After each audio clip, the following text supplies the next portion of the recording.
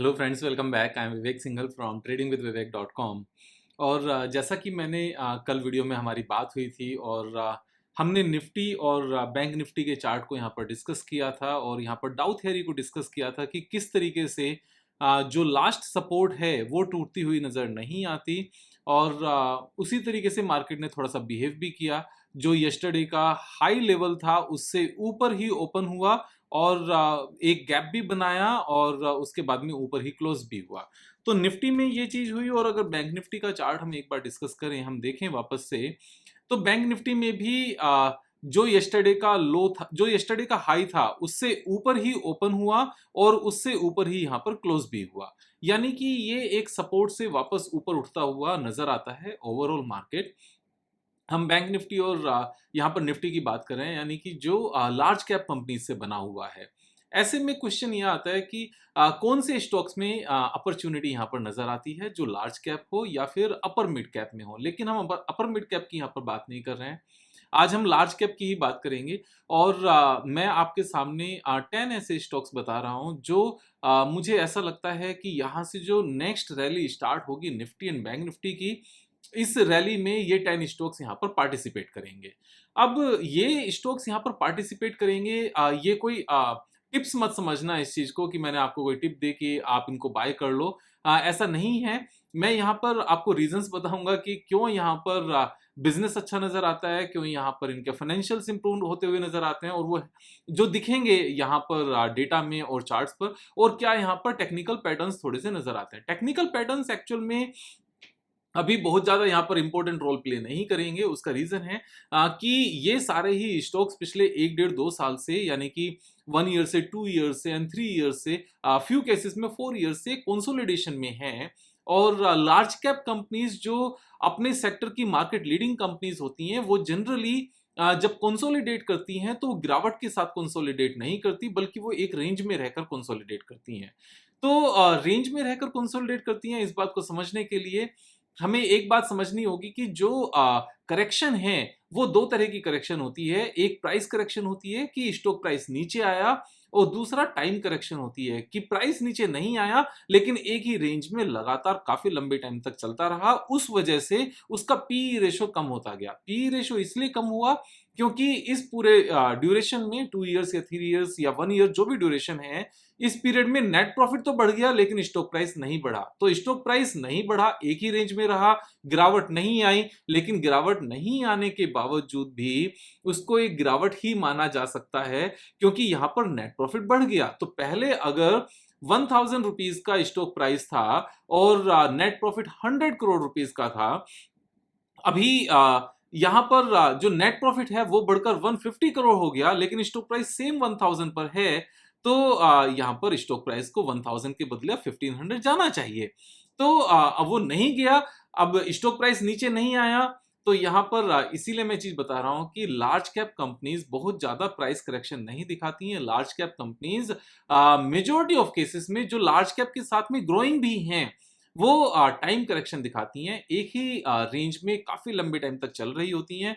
Net profit उनका बढ़ रहा होता है एंड फाइनली जब एक अच्छा खासा गैप क्रिएट हो जाता है, तो ऐसे में हमेशा एक चीज ध्यान रखना कि कम से कम 50% का नेट प्रॉफिट का गैप जरूर क्रिएट रहा हो। यानी कि अगर कोई स्टॉक पिछले 2 ईयर्स से कंसोलिडेशन में है और 2 ईयर्स पहले और अभी का जो नेट प्रॉफिट का चेंज है वो कम से कम 50% बढ़ चुका होना चाहिए। यानी कि नेट प्रॉफिट तो 50% बढ़ गया या उससे ज्यादा बढ़ गया और स्टॉक प्राइस सेम लेवल पर है, तो यानी कि अब वक्त आ गया है कि अब स्टॉक प्राइस भी ऊपर चलना शुरू करेगा। अब जब भी हम यहाँ पर स्टॉक प्राइस ऊपर चलने की बात करते हैं, तो ऐसे में हम सब इस बात को समझते हैं कि स्टॉक मार्केट में हम एग्जैक्टली टाइम को डिफाइन नहीं कर सकते, टाइम को कैप्चर नहीं कर सकते या मार्केट को टाइम नहीं कर सकते। हमें एक क्वेश्चन लेकर चलना होगा। We don't know which stock is going to go up immediately और which stock is going to take more time. तो हमें इस बात को समझना है और इसीलिए एक बुके बनाकर कुछ स्टॉक्स का अगर काम किया जाए तो हम इस परेशानी से बच जाते हैं कि कौन से स्टॉक में पैसा लगाते, क्योंकि हमें नहीं पता कौन सा स्टॉक पहले जाएगा कौन सा बाद में जाएगा। तो जब हम 10-15 स्टॉक्स एक साथ लेकर चलते हैं तो ये जो परेशानी है दूर हो जाती है कि कोई ना कोई तो पहले ऊपर जाएगा और जो पहले ऊपर जाएगा उसमें प्रॉफिट बुक करेंगे जब टारगेट हिट हो जाएगा, और उसके बाद में जो स्टॉक्स नहीं चले, अगर वो सेम हमारी कंडीशंस मीट करते हैं, यानी कि नेट प्रॉफिट तो बढ़ गया लेकिन स्टॉक प्राइस नहीं चला, तो उसमें फर्दर पोजीशंस बनाई जा सकती हैं। लेकिन अगेन लर्निंग का हमारा ऑब्जेक्टिव है, टिप्स देना ऑब्जेक्टिव नहीं है, तो इस बात को ध्यान में रखना इंपॉर्टेंट है कि किसी भी स्टॉक में 5% से ज्यादा पोजीशन नहीं बनानी चाहिए। लेकिन लार्ज कैप स्टॉक्स में अगर हमें पता है कि that these companies are the market leading companies, थोड़ी बहुत पोजीशन बढ़ाई जा सकते हैं। लेकिन अगेन बेटर यही होगा कि अपने आप को रेस्ट्रिक्ट रखा जाए एक स्टॉक में 5% पोजीशन बनाकर। ये सारी चीजें जो भी मैं बता रहा हूं, ये मेरा एक्सपीरियंस है जो आपके साथ में शेयर करता हूं। लेकिन कौन सा ट्रेड लेना है, कितना पैसा लगाना है, कितना नहीं लगाना है, कब लेना है, कब निकलना है, ये सब आपका डिसीजन है। पैसा आपका है, प्रॉफिट आपका है, नुकसान आपका है। अपने ट्रेडिंग की जिम्मेदारी आपने अपने ऊपर लेनी है। यहाँ पर मुझसे सिर्फ सीखना है, और सीख कर भी तभी इंप्लीमेंट करना है अगर आपको बातें समझ में आए। अगर बातें समझ में नहीं आए तो इंप्लीमेंट करना नहीं है यहाँ पर, क्योंकि जैसे मैंने बताया, पैसा आपका है, जिम्मेदारी आपकी है, फल भी आपको मिलेगा। कुछ गलत हुआ तो वो भी फिर मीन्स मेरे ऊपर नहीं है। अगेन हम आगे चलते हैं इस बात को डिस्कस करते हुए। तो सबसे पहले मैं अगर यहाँ पर स्टॉक की बात करूं, then TCS is one of the stock, और मैं यहाँ पर स्टॉक्स पर चला जाता हूं। टीसीएस काफी लंबे टाइम से एक ही रेंज में है, और अगर हम यहाँ पर देखें कि सेम ही स्टॉक प्राइस था अगस्त 21 में, और अभी 2 इयर्स हो गए हैं स्टॉक को same stock mean same level पर ट्रेड करते हुए। इसमें एक अच्छा खासा चार्ट पैटर्न भी बना था, जो reverse head and shoulder pattern था, उसके बाद में ब्रेकआउट भी आया था और कंफर्म भी हुआ था। और यहाँ पर ये पैटर्न अभी भी क्योंकि लार्ज कैप ग्रेट कंपनीज में पैटर्न्स टाइम लगा लेते हैं समटाइम्स, लेकिन वो ऐसा नहीं होता कि वो अचीव ना हो, चलना शुरू हो गया है। तो फर्दर यहाँ पर एक उछाल है, और कितना यहाँ से ऊपर जाएगा, देखो वो हमें टेक्निकल थोड़ा सा देखना पड़ेगा। Sometimes 50%, sometimes more than 50%। तो ऐसे में जब हम 10 स्टॉक्स की बात कर रहे हैं, तो बेटर ये है कि 10 स्टॉक्स का बुके बनाया जाए। जब ये 10 के 10 स्टॉक्स टोटल में हमें 20% या 25% का गेन दें, तब इसको रिस्ट्रक्चर करने के बारे में सोचा जाए। ये एक नया तरीका है काम करने का, ट्रेड करने का, कि इंडिविजुअली एक एक स्टॉक को नहीं निकाला जाए। ऐसा भी किया जा सकता है कि इंडिविजुअली एक एक स्टॉक को ना निकाला जाए, पूरा बुके बन गया, 5% एक स्टॉक में लग गया, 50% पैसा हमारा 10 स्टॉक्स में लग गया, जो हम डिस्कस करने वाले हैं। और जब ये 10 स्टॉक्स का बुके, पूरा का पूरा पोर्टफोलियो ओवरऑल, यानी कि कोई स्टॉक 30% अप, कोई स्टॉक 15% अप, कोई 40% अप, जब पूरा ही पोर्टफोलियो 20% का गेन दे, तब इसको रिस्ट्रक्चर करने के बारे में सोचा जाए। तब दोबारा से सोचा जाए कि ऐसे कौन से 10 स्टॉक्स हैं जो इस तरह की कंडीशंस पूरी करते हैं, और अपने पोर्टफोलियो को रिस्ट्रक्चर किया जाए। उस टाइम पर पूरे ही पोर्टफोलियो को एज इट इज निकाल दिया जाए, और नए तरीके से फिर से 10 स्टॉक्स लगा दिए जाएं। तो वो 10 स्टॉक्स हो सकते हैं 50% पैसे के लिए, 20 स्टॉक्स हो सकते हैं 100% पैसे के लिए, जो अपने पास पूरा पोर्टफोलियो का साइज है। अब यहाँ पर TCS one of the company है जो पिछले 2 साल से प्राइस करेक्शन नहीं बल्कि टाइम करेक्शन दिखा रही हैं। सो दिस इज वन जो अपने इस टारगेट में है। सेकंड कंपनी की अगर हम बात करें यहाँ पर, so that is HDFC bank. HDFC का ए और बैंक का मीन्स ये अलग अलग हो गया, वापस से इसको ठीक कर लेते हैं। So HDFC bank again trading at the same level, जो काफी लंबे टाइम से है।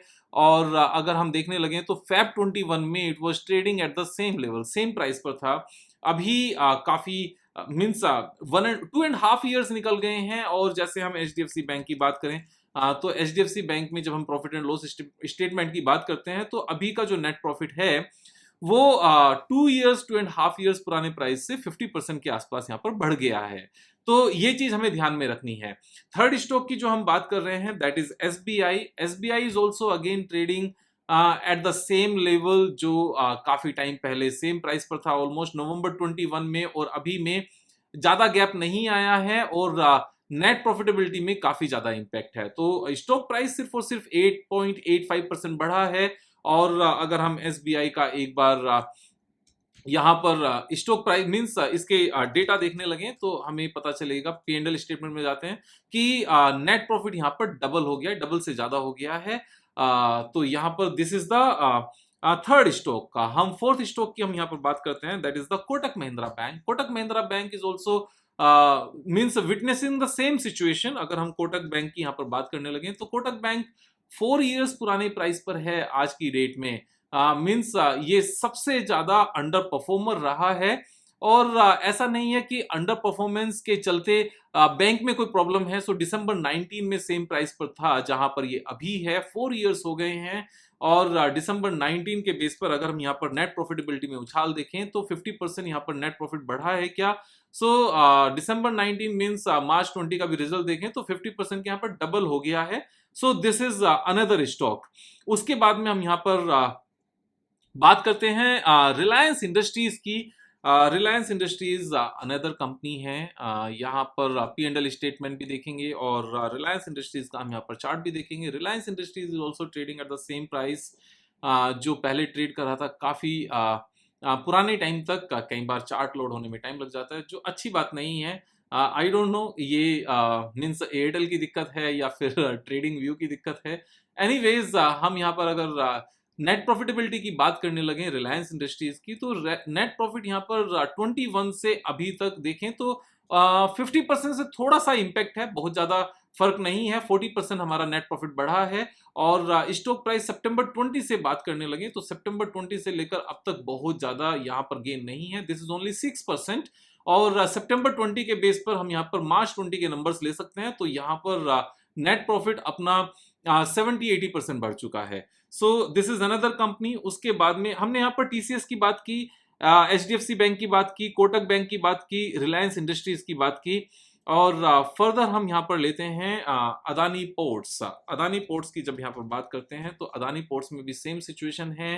अदानी पोर्ट्स काफी लंबे टाइम से सेम रेंज में है और अदानी ग्रुप पूरा पूरा ही यहाँ पर प्रॉब्लम में था। हम यहाँ पर इस पूरी ड्राइंग को एक बार हटाते हैं और अगर हम देखें तो अप्रैल 21 में ये सेम प्राइस पर था, यानी कि 2.5 ईयर्स हो गए हैं बिल्कुल सेम प्राइस पर है।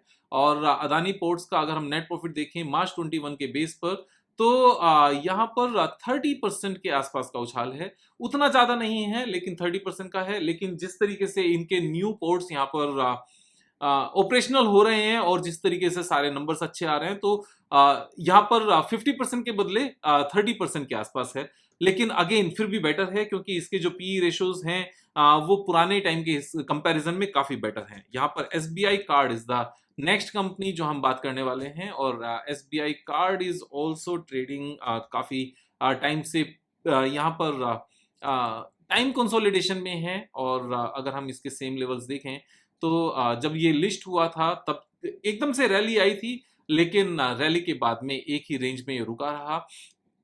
यहाँ पर अपने आईफोन से एक बार कनेक्ट कर लेते हैं, बेटर है क्योंकि एयरटेल अगर ब्रॉडबैंड में दिक्कत कर रहा है तो एनीवेज यहाँ पर कनेक्ट कर लेना ठीक है। सो जब ये लिस्ट हुआ था तब से लेकर अब तक देयर इज नो चेंज, ये सेम प्राइस पर वापस से आ गया है आफ्टर 3.5 ईयर्स। और नेट प्रॉफिटेबिलिटी की अगर हम बात करने लगे तो 1245 करोड़ से बढ़कर ये 2200 करोड़ हो गया है, यानी कि ऑलमोस्ट डबल हो गया है और स्टॉक प्राइस सेम लेवल पर है।